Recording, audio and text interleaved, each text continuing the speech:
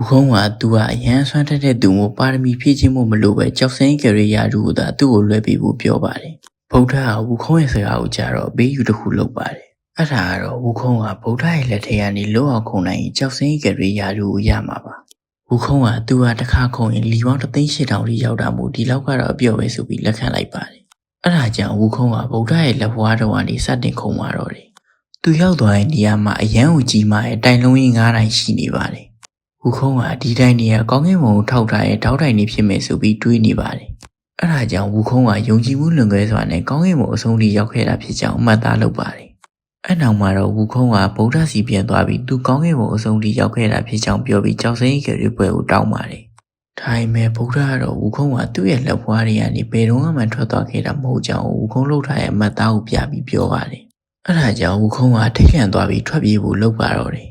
ဒါပေမဲ့ဗုဒ္ဓကလက်ဘွားတော်ကိုမောင်းလိုက်ပြီးဦးခုံးကိုလက်ငါးချောင်းတောင်အောင်မှချုံနှောင်ထားလိုက်ပါတယ်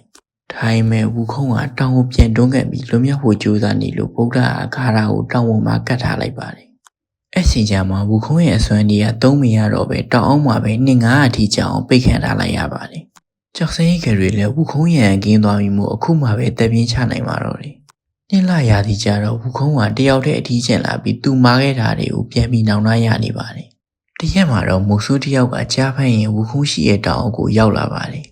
မုတ်ဆိုးကိုမြင်တော့ဦးခုံးကသူ့ကအရန်အထီးကျန်နေမှုသူ့ကိုတပ်ပေးဖို့တောင်းဆိုပါတယ်ဒါပေမဲ့မုတ်ဆိုးကတော့ဦးခုံးကိုတပ်ဖို့နေနေတာမြင်တာနဲ့လန့်ပြီးထွက်ပြေးသွားပါတယ်နှစ်ပေါင်း900ကြာပြီးနောက်မှာတော့ကော်ရင်မဲတော်ကဦးခုံးစီကိုရောက်လာပါတယ်ဦးခုံးကလည်းသူမားခဲ့တာတွေကိုနောင်တရနေမလို့ချုံနှောင်ထားတာနေလွတ်ပေးဖို့ပြောပါတယ်ဒါပေမဲ့ကိုရင်မဲတော်ကတော့ဦးခုံးကိုလွတ်ပေးမဲ့သူကသူ့မဟုတ်ကြောင်းနဲ့အရှိရက်ကလာတဲ့ထန်ဆန်းကိုတော်ကပဲလွတ်ပေးမှဖြစ်ကြောင်းပြောပါတယ်ဒါအပြင်ထန်ဆန်းကိုတော်နဲ့အတူအနောက်ရက်ကကျန်းစာတွေကိုပြင့်ပေးရမယ်လို့ပြောပြီးကိုရင်မဲတော်ကထွက်သွားပါတယ်ဦးခုံးကတော့သူ့ကိုဒီကနေလွတ်ပေးရင်ဘာမှမဆိုလုပ်ပါမယ်လို့ပြောပြီးကြံခဲ့ပါတယ်အနောက်မှာတော့ကိုရင်မဲတော်နဲ့သူ့ရဲ့တပည့်ဟာတီလာရှင်ပုံစံပြောင်းပြီးအရှိရက်ကိုသွားပါတယ်အကြောင်းကတော့ထန်ဆန်းကိုတော်ဝင်မဲ့တင်ငန်းနဲ့ကိုင်မဲတောင်ဝေးဖြစ်တဲ့ရဲနာနှစ်ခုကိုရှေ့ဘက်တိုက်ပြီးရဘရင်မင်းမြတ်ကိုပေးဖို့ပါဖြစ်ရှင်တော့ဘရင်ကြီးကနန်းဝင်နန်းစားမှုဝေးပဲအရဲဝဲအသွင်ကိုယူပြီးနိုင်ငံအတွင်းလှည့်လည်ကြည့်ရှုနေပါတယ်ကိုရင်မဲတော်ကဘရင်ကိုတွေ့တော့တင်ငန်းနဲ့တောင်ဝေးကိုရောက်ပါတယ်ဘရင်ကြီးကလည်းစေနာတရားထပ်တန်တာမို့ဘလောက်လဲဆိုပြီးမေးပါတယ်ကိုရင်မဲတော်ကတင်ငန်းက9000တောင်ဝေးက2000လို့ပြောလိုက်တော့ဘရင်မင်းမြတ်လည်းမျက်လုံးမှာပြူးသွားပါတယ်ဘရင်ကြီးကဘာလို့အလောက်တော့စီးကြီးရလဲမေးတော့ကိုရင်မဲတော့ဒီသင်္ကန်းနဲ့ဘုရားတွေကိုယ်တိုင်ရေလောက်ထားမှုဝိစင်သူကယောဂဘုရားကင်းဝေးနိုင်တယ်လို့ပြောပါတယ်အဲ့ဒါကြောင့်ဘရင်ကြီးလည်းသင်္ကန်းနဲ့တောင်ဝေကိုကိုရင်မဲတော့စီအားဝဲပါတယ်ဒါပေမဲ့ကိုရင်မဲတော့ကတော့မယောင်းမဲ့ဘရင်ကြီးကိုအလကားပေးတာပါဆိုပြီးပြောပါတယ်အဲ့ချိန်ကျမှဘရင်လည်းကြောင်သွားပါတယ်ဘရင်ကလည်းအရင်တော့ကဘရင်မင်းမြတ်ဖြစ်ကြအောင်အသင်ဘလို့တီးလဲလို့မိလိုက်တော့ကိုရင်မဲတော့ကတီလာရှိပုံစံကိုဖျက်ပြီးသူ့ရဲ့မူလအသွင်ကိုပြောင်းလိုက်ပါတယ်ကိုရင်မဲတော်ကဘရင်ကြီးဟာတရားသမားကြီးပြေဆုံးတဲ့သူမို့ဒီရင်နာနှစ်ခုကိုလကားပေးတာပါဆိုပြီးပြောပါတယ်အဲ့ဒီတူဘရင်ကလည်းအနောက်ဘက်မှာရှိတဲ့ဘုရားရှင်ရဲ့ပြိတ္တကသုံးပုံကိုပေးဆောင်နိုင်မဲ့ဘုန်းကြီးကိုပြန်လူသေးချောင်းပြောပြီးထွက်သွားပါတယ်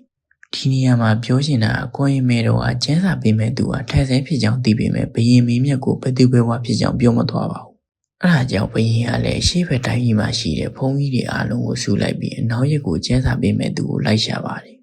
ဒါပေမဲ့ထက်ဆန်းကိုတော့လွဲပြီးဘယ်ဖုန်းကြီးရမှာအနောက်ရက်ကိုမသွားချင်ကြပါဘူးအနောက်ရက်ကိုသွားမဲ့ခီးကအလုံးဝင်ချင်းတဲ့လုံးလာကြောင်အခက်မသိရင်အသက်ပါဆုံးရှုံးနိုင်ပါတယ်ဒါပေမဲ့ထက်ဆန်းကတော့သူ့အသက်ကိုပဓာနာမထားပဲအရှိဘက်တိုင်းပြည်ရသူတွေအချွတ်တရားရဖို့အတွက်ပဲရှေ့ရှုပါတယ်အဲ့ဒါကြောင့်ဘရင်ကထက်ဆန်းကိုတော့ကိုရင်မဲတော့ပေးခဲ့တဲ့ရန်နာနှစ်ခုကိုပြီးရင်အပိုင်းရှိပြီးဆုံးသွားပါတယ်နောက်ရက်ဒီမှာ Journey to the West အပိုင်းကိုစတင်ပေးပါမလို့ကျွန်တော်ရဲ့ channel ကို subscribe လေးလုပ်ထားပေးခဲ့ကြပါဦး